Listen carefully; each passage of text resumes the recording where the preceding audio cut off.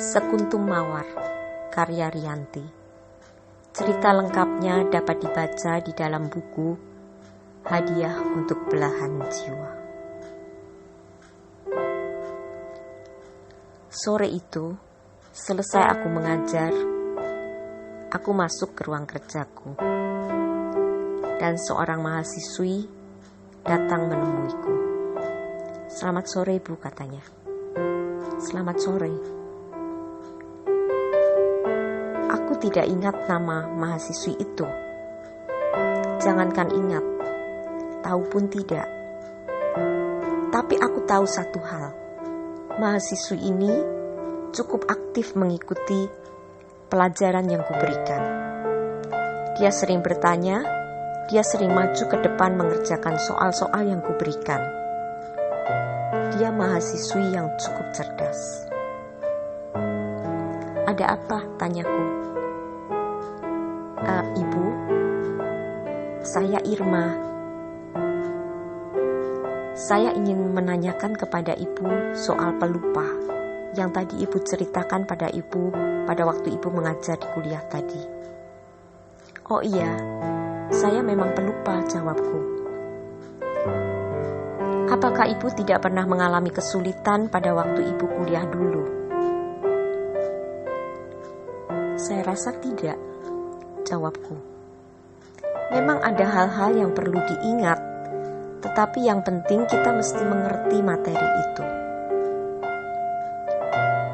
"Tetapi saya pelupa parah, Bu," jawabnya. "Saya mengerti apa yang Ibu ajarkan. Saya bisa mengerjakan soal-soal yang Ibu berikan. Tapi begitu saya keluar dari ruangan kelas itu, saya lupa semuanya." "Kenapa bisa begitu?" tanyaku. "Saya pernah mengalami kecelakaan 3 kali dan terbentur di tempat yang sama di kepala saya. Setelah itu sebagian ingatan saya hilang. Saya hanya bisa mengingat hal-hal secara temporal." "Kamu tidak berobat?" tanyaku. "Tidak, Bu." "Kenapa?" "Saya takut." "Apa yang kamu takutkan?"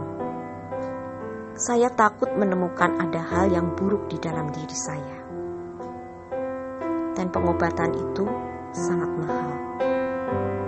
Jadi saya memutuskan untuk tidak berobat." "Tapi bagaimana kamu bisa mengikuti ujian-ujian itu kalau setiap kali kamu belajar, kamu akan melupakannya?" "Hal itulah yang saya ingin ceritakan dengan Ibu. Saya sudah mengambil mata kuliah yang Ibu ajarkan ini 4 kali, dengan 4 dosen yang berbeda, dan tidak ada satupun yang saya lulus." Aku bingung. Aku tidak tahu bagaimana harus menjawab mahasiswi ini. Lalu aku mengatakan padanya, "Begini saja, Irma. Kamu mengikuti ujian terlebih dahulu. Nanti kita lihat hasilnya. Kalau ternyata kamu saat itu lupa dan tidak bisa mengerjakan sama sekali, saya akan menguji kamu secara lisan. Dengan ujian lisan, saya akan tahu apakah kamu mengerti materi itu atau tidak." "Saya pikir itu ide yang bagus, Bu. Saya akan mencobanya," katanya. "Irma, apakah kamu tidak mempunyai kegiatan lain yang tidak membutuhkan memorimu, supaya kamu bisa mengalihkan tekanan yang ada di dalam dirimu?" Irma tersenyum. Dia kemudian mengeluarkan beberapa foto dari tasnya.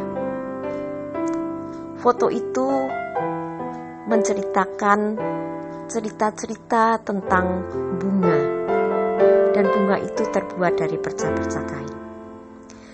"Saya senang membuat ini, Bu. Bunga ini saya buat untuk teman-teman saya yang akan wisuda nanti.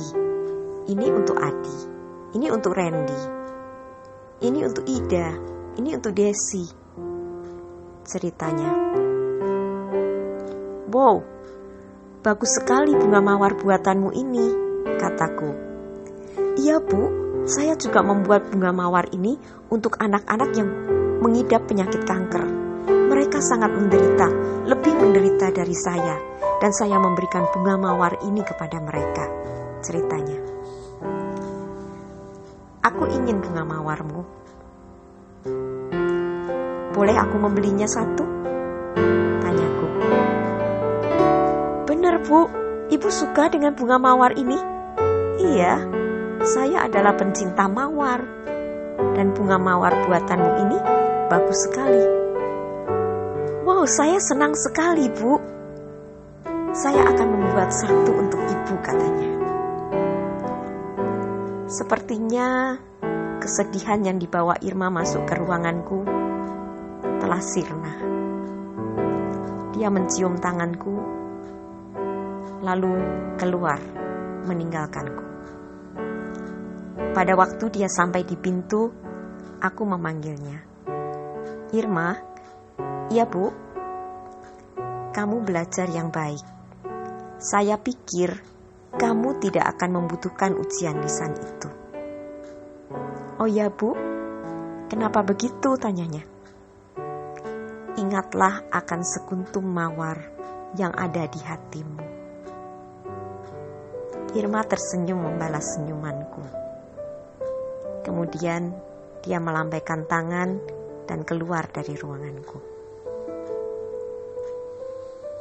Beberapa waktu kemudian, aku sudah selesai memeriksa semua ujian dari mahasiswaku, termasuk ujian Irma.